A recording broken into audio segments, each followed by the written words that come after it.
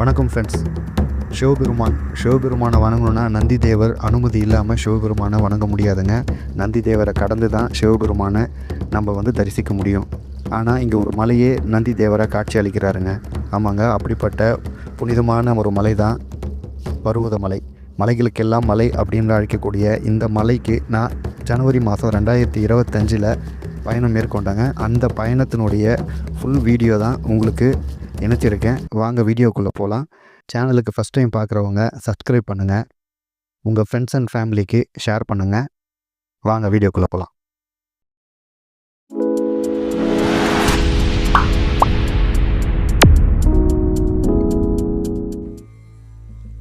நான் வேலூர் பஸ் ஸ்டாண்ட்லேருந்து காலையில் 6 மணிக்கு பஸ் ஏறினேங்க. அதாவது திருவண்ணாமலை பஸ்ஸு. திருவண்ணாமலையில் பஸ் ஏறி போலூர் அப்படின்ற ஒரு இடத்துக்கு போனோங்க. போலூர்லேருந்து செங்கம் போகிற பஸ் ஏறினீங்க அப்படின்னா தெம்மாதி மங்கலம் அப்படின்னு சொல்லிட்டு டிக்கெட் கேட்டிங்கன்னா போதும். தெம்மாதி மங்கலத்தில் தான் பார்த்திங்கன்னா நம்ம போகக்கூடிய கோயில், அதாவது பருவதமலை.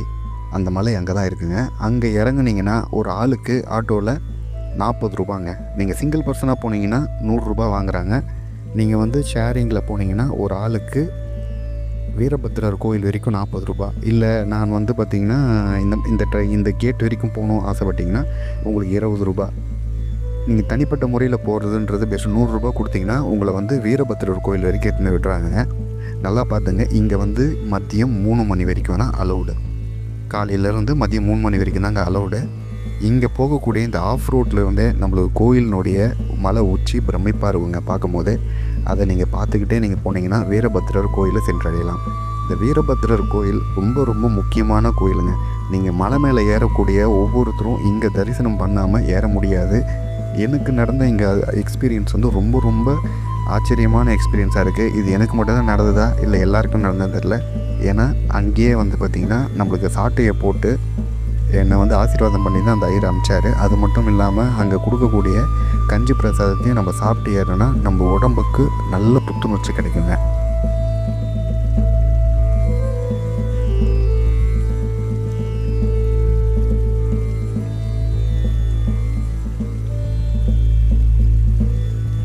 நம்ம கோயில் தரிசனம் முடிச்சுட்டு ட்ரெக்கிங்கை ஸ்டார்ட் பண்ணனா முதல்ல வரக்கூடியது இங்கே வனதுர்கை அம்மனும் பக்கத்தில் சிவன் கோயிலும்.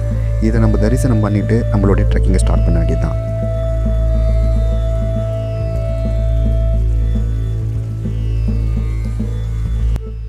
இதுதான் நம்ம படி ஏறுறதுக்கு ஸ்டார்டிங்கான முதல் இடம்.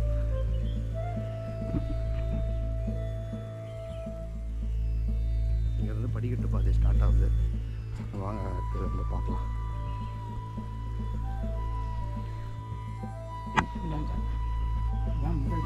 ஓகே,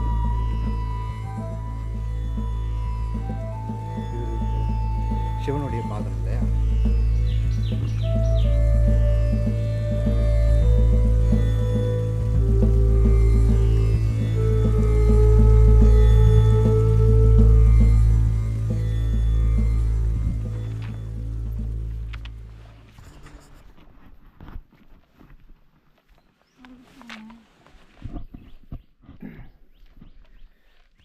அகிலாண்டேஸ்வரி சமேத மல்லிகார்ஜுன சுவாமியை தரிசிக்க வரும் பக்தர்களை வருக வருக என இருகரம் கூப்பி வரவேற்கிறோம். சிறு தொண்டர்கள் போலூர். மல்லிகார்ஜுனர் என்னை நல்லபடியாக தரிசனம் காட்டுவார்னு நம்புகிறேன்.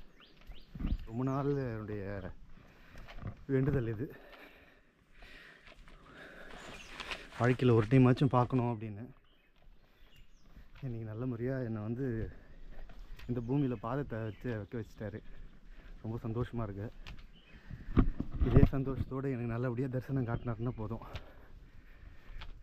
அவருக்கு என் கையால் அபிஷேகம் பண்ணி விபூதிஷேகம் பண்ணணும். இங்கே பாருங்க, உங்களுக்கு தெரியுதான்னு தெரியல,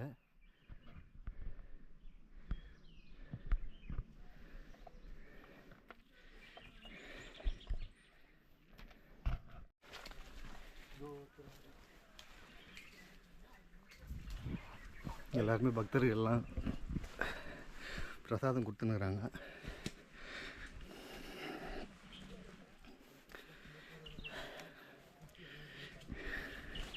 சில்லுன்னு இருக்குங்க இடம்.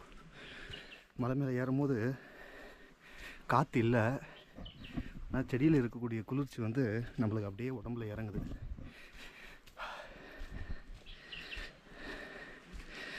இப்போ வந்து டைம் 9:45, 9:50 ஆகுது.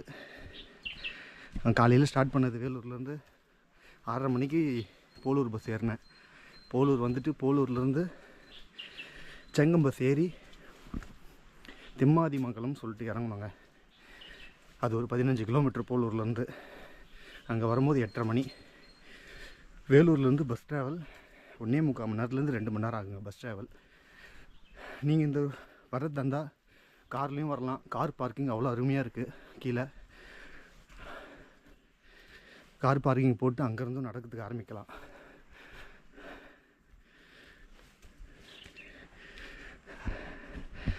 பாருங்க எப்படி இருக்குது பாருங்க.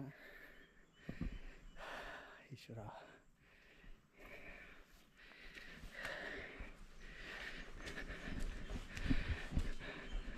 இந்த பயணத்துக்கு நான் சோலோவாக தாங்க வந்தேன். ஆக்சுவலாக பைக்கில் தான் வர மாதிரி ஒரு பிளான் இருந்தது. சரி, ஃபஸ்ட் டைம் இங்கே எப்படி இருக்கும் அப்படின்னு தெரியல. சரி, அதனால் பஸ்ஸில் வந்துட்டு பஸ்ஸிலே போகலாம் அப்படின்னு சொல்லிட்டு வந்துட்டேன். பாருங்கள், வர வழி எல்லாமே குரங்குங்க இருக்கும். நீங்கள் உங்கள் பொருள் திங்ஸ் எல்லாம் எடுத்துன்னு வந்தீங்கன்னா சேஃபாக வந்து வச்சுங்க. ஏன்னா நீங்கள் கொஞ்சம் அசந்து உக்காந்தாலும் பேக் எடுத்துகிட்டு போயிடும்.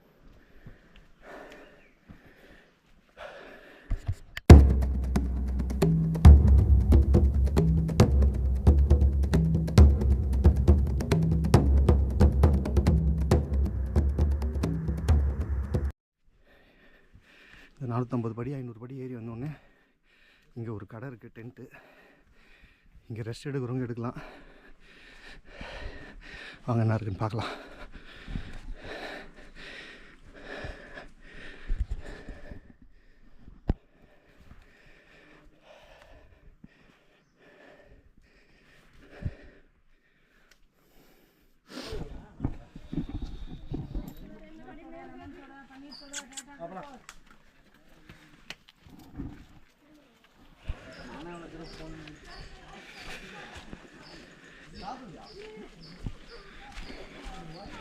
என்ன பண்ணி நேற்று நைட்டு போனீங்களா? இப்போவா?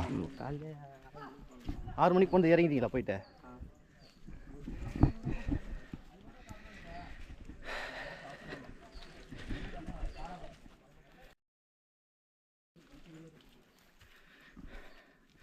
வேகமாக ஏறுறவங்களாம் 1 மணி நேரம் 2 மணி நேரத்தில் ஏறிட்டு இறங்கிடுறாங்க. ஆனால் ஆக்சுவலாக டைம் வந்து பார்த்திங்கன்னா ஏறுறதுக்கு 3 மணி நேரம், இறங்கிறதுக்கு 3 மணி நேரம். நாங்கள்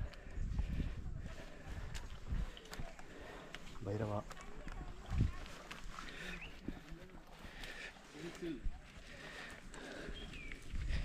இங்கே வந்து பார்த்திங்கன்னா சின்னதாக ஒரு நீரோடை மாதிரி இருக்குங்க. அம்மன்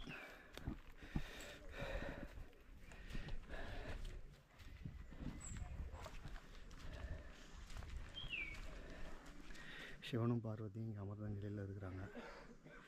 இங்கே சின்னதாக வந்து அவங்களுக்கு ஒரு குடியில் அமைச்சு வர பக்தர்கள் வந்து இலைப்பாடுறதுக்காக இங்கே பண்ணியிருக்காங்க. ஏன்னா இங்கே ஒரு சின்னதாக ஒரு நீரோடை, அதை மழை காலத்தில் நல்லா தண்ணி போகும் போல் இப்போவும் சின்னதாக வந்துக்கிட்டு தான் இருக்குது. காட்டுக்குள்ளேருந்து வர நீரோடை.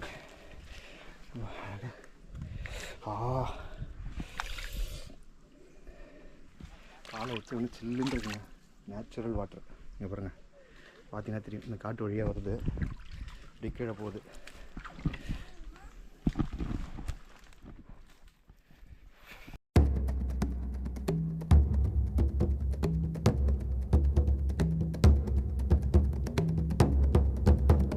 இந்த படிக்கட் பயணம் வந்து பார்த்திங்கன்னா மொத்தம் 1250 படிக்கட் கொண்டதுங்க. படிக்கட்டு, இந்த மாதிரி நடைப்பயணம், அந்த மாதிரி போகிற வழியில் இந்த மாதிரி விஷப்பூச்சிகள் நிறையவே இருக்குங்க. அதனால் நீங்கள் கொஞ்சம் கேர்ஃபுல்லாக உட்கார்றதுக்கு, அதாவது நீங்கள் லேடிஸோடு போகிறீங்க, குழந்தைங்களோட போகிறீங்கன்னா அவங்கள தனியாக விடாதீங்க. அதே மாதிரி உட்காரும் போது பக்கத்தில் செடிகளில் என்ன இருக்குது அப்படின்றத பார்த்து உட்காருங்க. இது மட்டும் இல்லை, இந்த மாதிரி நிறைய விஷப்பாம்புகளும் இங்கே நிறைய இருக்குங்க. அதனால் கொஞ்சம் கேர்ஃபுல்லான பயணத்தை மேற்கொள்ளுங்கள்.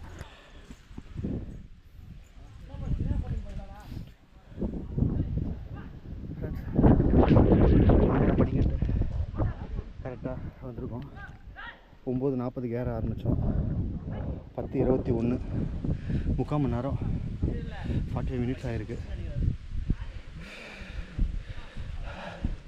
இந்த இடத்துல இருந்து கேட்டால் ஆல்ரெடி வந்து பார்த்திங்கன்னா நம்மளுக்கு இந்த மரங்களுடைய காற்று சவுண்டும் பக்கத்தில் ஏதோ ஓடை மாதிரி போதுங்க. அந்த ஓடை சவுண்டு தாங்க கேட்குது, வேறு எதுவும் கேட்கல. 1001 ஸ்டார்ட் பண்ணுவோம். இங்கேருந்து நம்ம உங்களுக்கு தெரியும்னு நினைக்கிறேன்.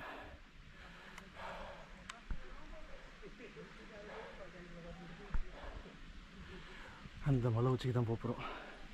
இதில் உங்களுக்கு தெரியுதா தெரியலையான்னு தெரில, பார்ப்போம். இப்போ இது வரைக்கும் நீங்கள் பார்த்தது படிக்கட் பாதைங்க. அந்த படிக்கட் பாதை 1200 படிகள் முடிஞ்சதுங்க. இப்போ நம்ம பார்க்கக்கூடியது கல்பாதை. இந்த கல்பாதை மட்டுமே வந்து பார்த்திங்கன்னா ஒரு 2 கிலோமீட்டர் 2 கிலோமீட்டருக்கு இதே மாதிரியே தாங்க இருக்கும். அதாவது முழுமையான மலைப்பயணம்ன்றது இப்போ தாங்க தொடங்குது. இது வரைக்கும் நீங்கள் பார்த்தது பண்ணிட்டு வந்ததெல்லாம் ஒன்றுமே இல்லை. அதுவே வந்து 1200 படிக்கட்டை தாண்டறதுக்கே நம்மளுக்கு வந்து பார்த்திங்கன்னா ரொம்ப கடினமாக இருந்தது. இப்போது இதே போல் தான் ஒரு 2 கிலோமீட்டருக்கு நீங்கள் நடந்து போனோங்க. இது வந்து பார்த்திங்கன்னா ரொம்ப நம்மளுடைய மன தைரியத்தை சோதிக்க விதமாக இருந்தது. இது முடிஞ்ச உடனே தண்டவாள பாதை, அதுவும் அதே மாதிரி பாதை தான். அதையும் நான் காட்டுறேன். வீடியோவை தொடர்ந்து பார்த்துட்டே வாங்க, ஸ்கிப் பண்ணாதீங்க. நீங்கள் ஓட்டி பார்த்தீங்கன்னா இங்கே நடக்கக்கூடிய சின்ன சின்ன விஷயங்களை கூட நீங்கள் வந்து விட்டுருவீங்க. அதை முழுமையாக பாருங்கள். நம்ம மலைப்பயணம் இந்த கல்பாதையில் ஏறி போகும்போதே வந்து பார்த்திங்கன்னா இடையில வந்து ஒரு மண்டபம் மாதிரி இருக்குங்க. அந்த மண்டபத்தை யாரும் மிஸ் பண்ணாமல் போங்க. அதில் இருக்கக்கூடிய சிவன் அவ்வளோ அற்புதமாக அழகான ஒரு நாகத்தோடு அமர்ந்த நிலையில் இருப்பாருங்க. கண்டிப்பாக நீங்கள் தரிசனம் பண்ணிட்டு போங்க. அங்கே ஐயப்பன், சாஸ்தா மற்றும் வந்து சிவனுடைய உருவ சிலைகள்லாம் வச்சுருக்காங்க. அவ்வளோ அழகாக இருக்குது. அதாவது இந்த மண்டபங்கள் எல்லாமே வந்து பார்த்திங்கன்னா பழங்காலத்தில் ரொம்ப காலமாக இருக்கக்கூடிய மண்டபங்களாக தெரியுது. ஏன் சொல்கிறேன் அப்படின்னா, இதில் இருக்கக்கூடிய தூண்கள், அந்த பாறைகளுடைய அமைப்பு எல்லாமே பல நூற்றாண்டு காலமாக இருக்கக்கூடிய மண்டபங்கள். மழை காலங்களில் தங்கிறதுக்கும், போர் வீரர்கள் தங்கிறதுக்கும், அரசர்கள் வந்து இளைப்பாடுற இடமா தான் இது இருக்குது. சிவனை தரிசிக்கிறதுக்கு போகும்போது ஏற்படக்கூடிய சவால்களை சமாளிக்கக்கூடிய இடமா தாங்க இது இருக்குது. நைட் ட்ராவல் தங்கிறதுக்கான இடமா தான் இருக்குது. அதனால் கண்டிப்பாக இதை நீங்கள் தரிசனம் பண்ணிவிட்டு போங்க.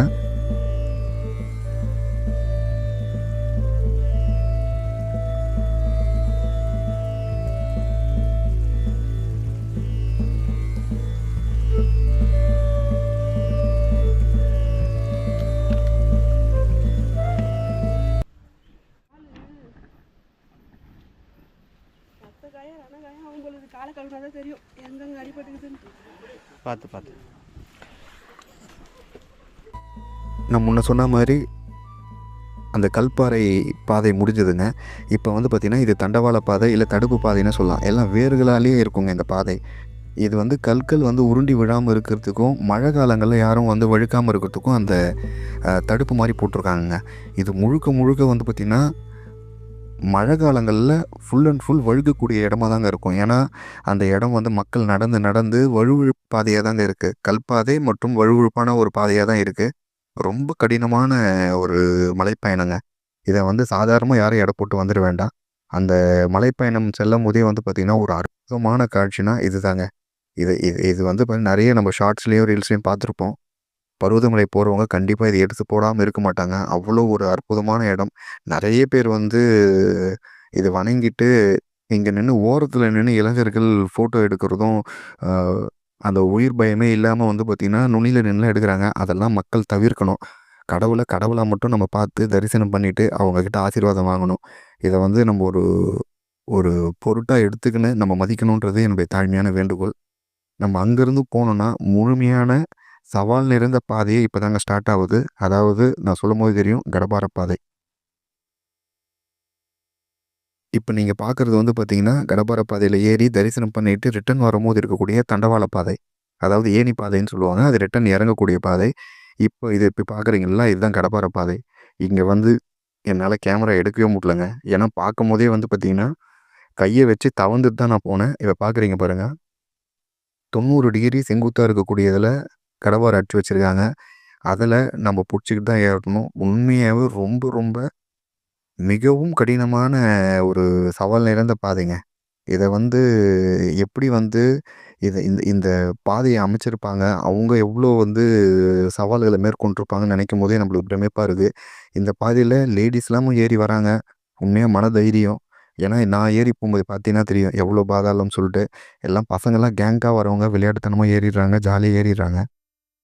தனியா வரவங்களுக்கு ரொம்ப சவால். உண்மையாக ரொம்ப கஷ்டங்க. ரொம்ப ரொம்ப கஷ்டம். தொடரெல்லாம் இழுத்து பிடிச்சிக்குது. வயசானவங்கலாம் வராங்க. பெரிய விஷயம். இது வந்து கர்மம் தப்புனா மாட்டணுன்ற மாதிரி ஒரு இடம்.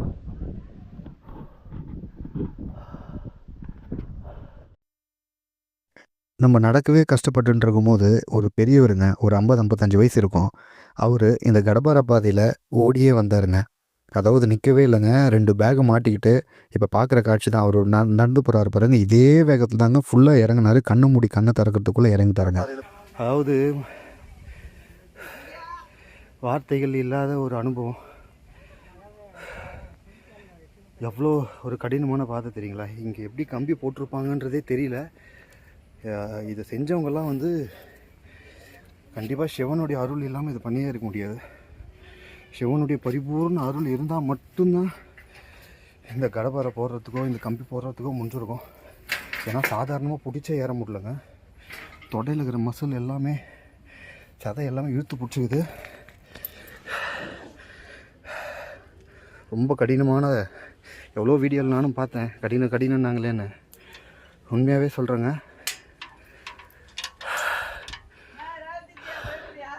ரொம்ப கடினம். இங்கே பாருங்கள், இங்கேருந்து எப்படி இருக்குது பாருங்கள்.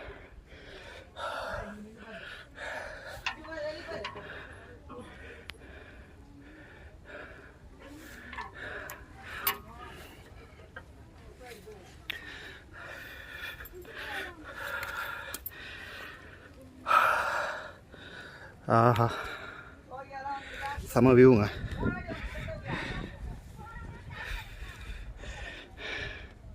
பனிமூட்டமாக இருக்குது. மணி 1 மணி ஆகுது. ஆனால் பனிமூட்டமாக இருக்குது. எதுவும் தெரியல.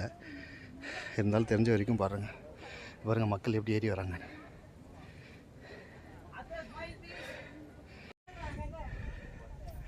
ரொம்ப கடினமான பாதைங்க.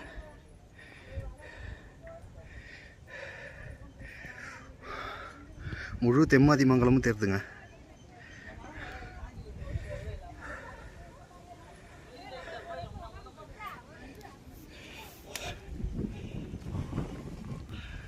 அங்கே பாருங்க, இனி எவ்வளோ தூரம் ஏறி போகணுன்றது. ஃபுல்லாகவே கடப்பாறை பாதை தாங்க. கம்பி பாறை.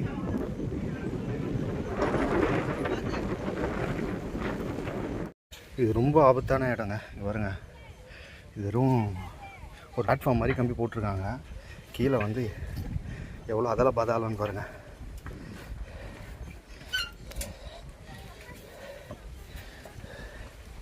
இப்போ இது வழியாக தான் நம்ம போயோம். ஓம் நமச்சிவாய, ஓம் நமச்சிவாய, ஓம் நமச்சிவாய.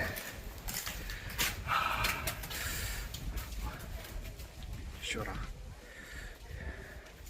ஈஸ்வரா.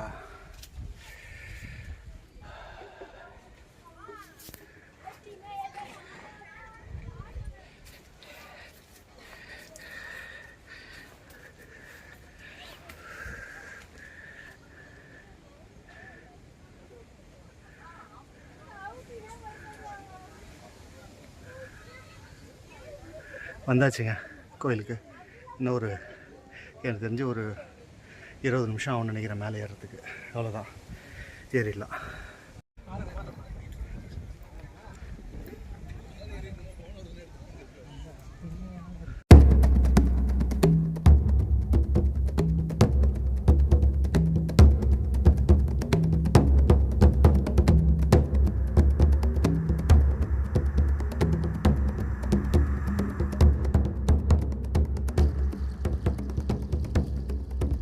மக்களே வந்தாச்சு கோயிலுக்கு மேலே.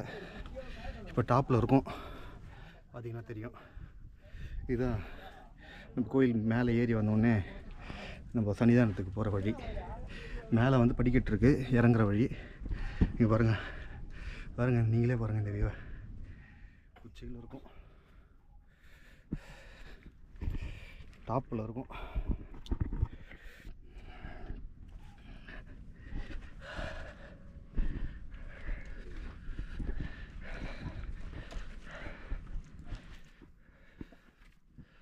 ஆஹா, பார்த்தீங்களா?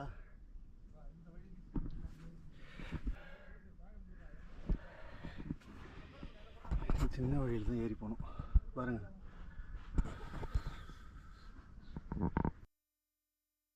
இப்போ நீங்கள் பார்த்துட்டு இருக்குதாங்க கோயிலுடைய நுழைவு வாயில். அதாவது நம்ம மேலே வந்து சன்னிதானத்துக்கு வந்த உடனே கீழே வந்து இந்த நுழைவு வாயில் இருக்குங்க. இந்த நுழைவு வாயில் வழியாக நம்ம மேலே படிக்கட்டு ஏறி போனோன்னா முதல்ல வந்து பார்த்திங்கன்னா பார்க்கக்கூடிய காட்சி விநாயகரனுடைய சிலை இருக்குங்க. அதை நம்ம கடந்து உள்ளே போனோன்னா கோபுரத்தினுடைய வியூவை நம்ம பார்க்கலாங்க. சிறிய கோபுர அமைப்பு கொண்ட கோயிலுங்க.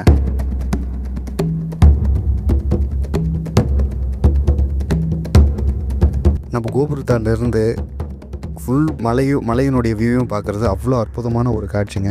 அங்கேருந்து நம்ம கடந்து சென்றோம்னா இயற்கையான ஒரு நீர் ஊற்றுங்க. இந்த நீர் ஊற்றை கடந்து நம்ம உள்ளே போனால் மூலஸ்தானத்துக்கு போகிற வழி வருங்க.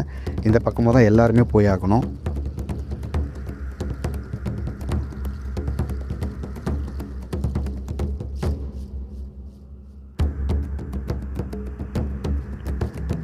இந்த கோயிலில் முக்கியமாக கவனிக்க வேண்டிய விஷயங்க, உள்ளே வந்து மூலஸ்தானத்தில் நம்மளுக்கு கற்பூரம் ஊதுபத்திலாம் ஏற்றுறதுக்கு அனுமதி இல்லைங்க. பார்த்த இந்த நந்தி பெருமான் கிட்ட தான் நம்ம ஏற்றணுங்க. இப்போ நம்ம அதை கடந்து நம்ம உள்ளே போனோம் அப்படின்னா மூலஸ்தானத்துக்கு உள்ளங்க. இப்போ நீங்கள் பார்க்கக்கூடிய காட்சி 18 சித்தர்களுடைய படங்கள் அங்கே வச்சுருக்காங்க. அவங்கள நம்ம வணங்கிட்டு அப்படியே நம்ம உள்ளே போனோம் அப்படின்னா அங்கே வந்து பிரமிப்பான விஷயங்கள் நிறைய இருக்குங்க.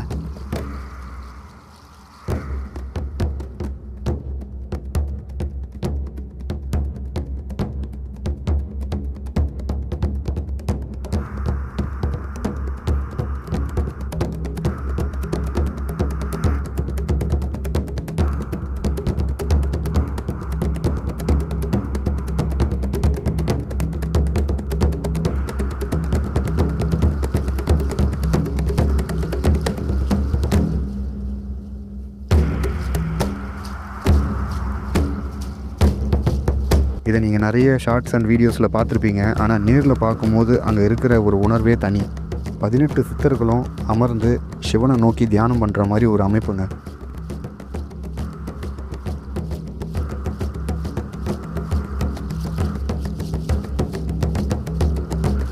இப்போ நீங்கள் பார்க்குறவர் தான் முதல்ல இருக்கிறவர் அகத்தியர்.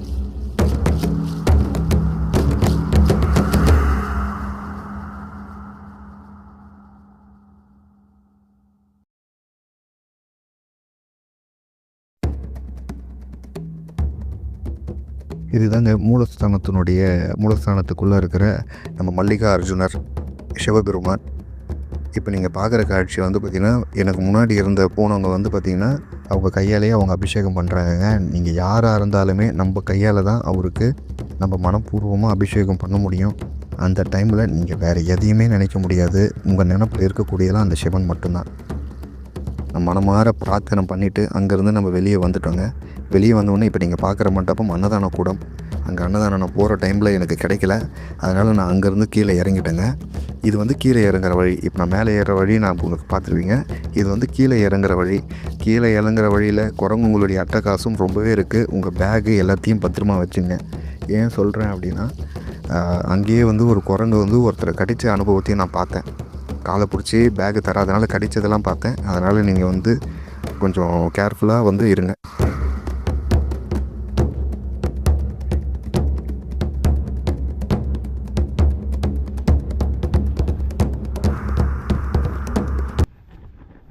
இறங்குற வழி இது. நம்ம இப்போ கடபர் எழுதணும் இல்லைங்களா, ஏறணும். இப்போ அதே வழியில் நம்ம சாமி கும்பிட்டுட்டு திரும்ப வந்தோம் அப்படின்னா இறங்குற வழி இருக்குது. இறங்குற வழி எவ்வளோ ஆபத்தாக இருக்குன்னு பாருங்கள். இதுதான் பருவதமலை ரொம்ப ஆபத்தான மலைப்பயணம் அப்படின்ற மாதிரி சொல்கிறாங்க. உங்களுக்கு இது காட்டணும் அப்படின்றதுக்காக தான் எடுக்கிறேன். இதுக்கு மேலே எடுக்க முடியாது. நான் எடுத்தேன்னா எனக்கு பேலன்ஸ் பண்ணுறதுக்கு எதுவுமே இல்லை. அதனால் நான் இறங்கிட்டு இதனுடைய ஹைட்டை கீழே இருந்து காட்டுறேன். இப்போ தான் ஸ்டார்ட் பண்ணியிருக்கோம். இன்னும் கீழே வரைக்கும் பாருங்கள், இறங்குறாங்க பாருங்கள். ரொம்ப ஆபத்தானது. லேடிஸ்லாம் வந்தீங்கன்னா ரொம்ப கேர்ஃபுல்லாக வாங்க, குழந்தைங்கள தனியாக விட்டுறாதீங்க. அவ்வளோதான் ஃப்ரெண்ட்ஸ், நம்ம படிக்கட்டு இறங்கிட்டோம். ஒரு பெரிய என்னுடைய கனவு நிறைவேறிச்சு. இப்போ நம்ம படிக்கட்டு இறங்கி வந்துட்டோம். இந்த 211வது படிக்கட்டு, இன்னும் 200 படிக்கட்டு தான் இருக்குது கீழே. ஒரு வழியாக சாமியை கையால் தொட்டு அபிஷேகம் பண்ணி, விபூதி அபிஷேகம் பண்ணி அவருடைய அருளை வாங்கிட்டேன். கண்டிப்பாக எல்லோரும் ஒரு டைமையாச்சும் இந்த மல்லிகார்ஜுனேஸ்வரரை பார்க்கணும். கீழே போயிட்டு மறுபடியும் வீரபத்திரர் கோயிலாண்ட அன்னதானம் எதனா போட்டாங்கன்னா சாப்பிட்டுட்டு பேசுகிறேன். அவ்வளோதான் ஃப்ரெண்ட்ஸ் இந்த வீடியோ. இந்த கோயிலுக்கு ஏறுறதுக்கு குறைஞ்சது 3 மணி நேரமாச்சும் ஆகுங்க. இறங்குறது அதை விட கடினம்.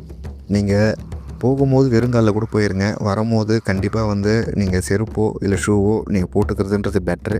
இது என்னுடைய பர்சனல் எக்ஸ்பீரியன்ஸ்னால சொல்கிறேன். இந்த கோயிலுக்கு வரவங்க தயவு செஞ்சு இந்த மாதிரி பேர் இதெல்லாம் எழுதாமல் இருந்தால் போதும். இந்த கோயிலும் இல்லை, எந்த கோயில்லையுமே இந்த மாதிரி பேர்லாம் எழுதாதீங்க. அதுவே பெரிய பாவம். அதேமாரி குப்பைகளை போடாதீங்க. இது என்னுடைய தாழ்மையான வேண்டுகோள். மீண்டும் ஒரு நல்ல காணொலியில் சந்திப்போம். நன்றி, வணக்கம்.